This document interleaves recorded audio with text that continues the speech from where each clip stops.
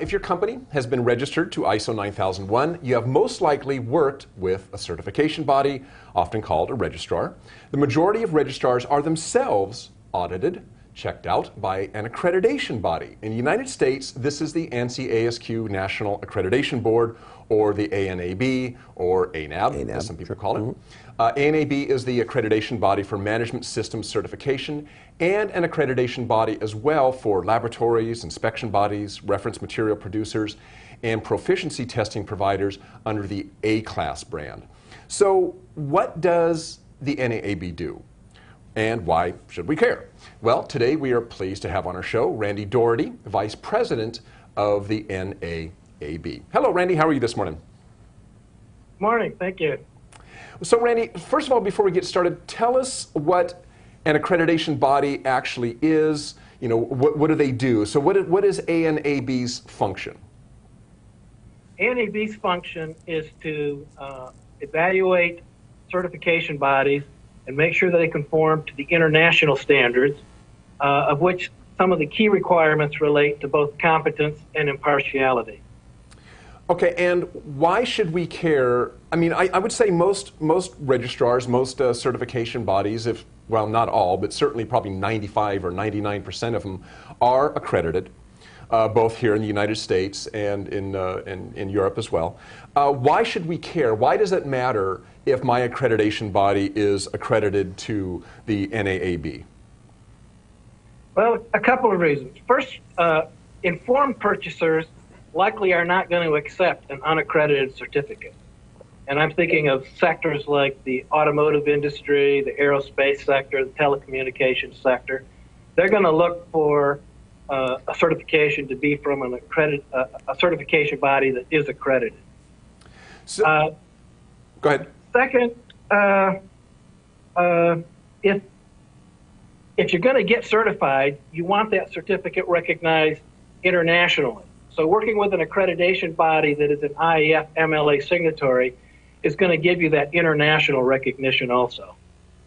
Okay, so what you've kind of spoken of right there, it seemed to me kind of more, for lack of a better term, let's say marketing reasons. If I want to, if I need to get into a certain market, or if I need to have certain customers who are requiring an accredited, that my certificate comes from an accredited certification body or registrar, then I'm going to have to go to one of those. So those are kind of marketing reasons. But aside from that, what do I actually get out of it? And I guess the point I want to, get to here is we've had a couple of articles in the last month or so that have been critical, if not of accreditation, have been critical certainly of certification bodies.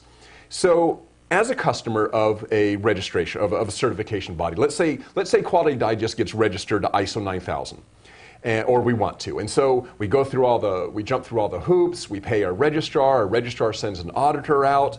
Our first audit, the auditor finds some nonconformances. And we believe, as a company, that those nonconformances have nothing to do with reality. We think either the nonconformances just don't make sense, or we don't believe that they really address what ISO 9001 requirements are. So we complain to the registrar. And we say, Mr. Registrar, we think your auditor is out to lunch. What are you going to do to it? What are you going to do about it?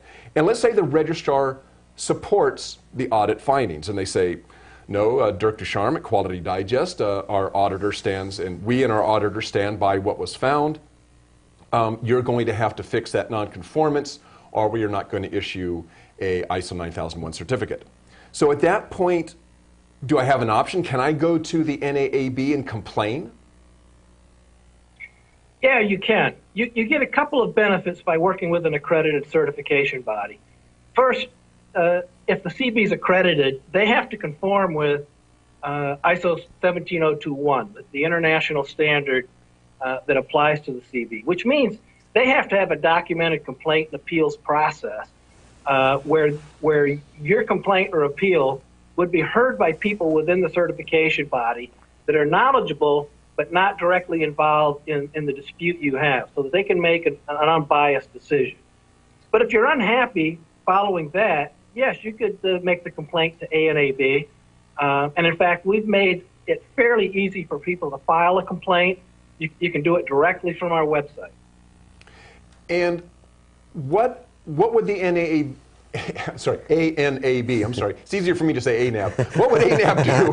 What would ANAB do in that case? Do they go to the registrar, or do they act as an intermediary?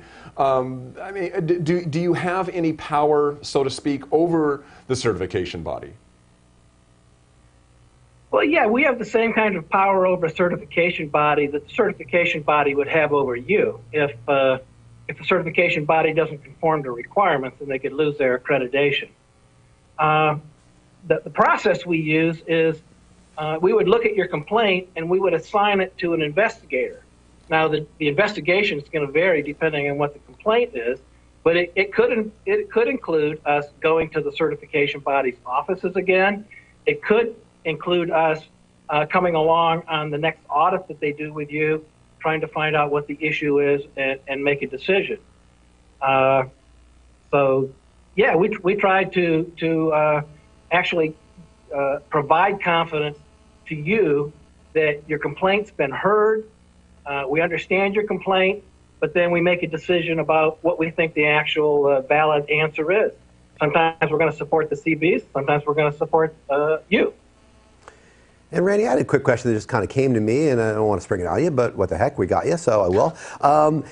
Who interprets language? You know, sometimes a standard or a directive may be written in such a way that there's some latitude in terms of interpreting that, and maybe a customer may interpret it one way and a registrar may interpret it another. Like, for instance, we had a recent article that Dirk referenced earlier where the language state of the art was in a directive, and there's some varying interpretations about, well, I think I'm state of the art, and maybe the registrar may say, well, no, you're not. So who interprets something like that? That might be a language question.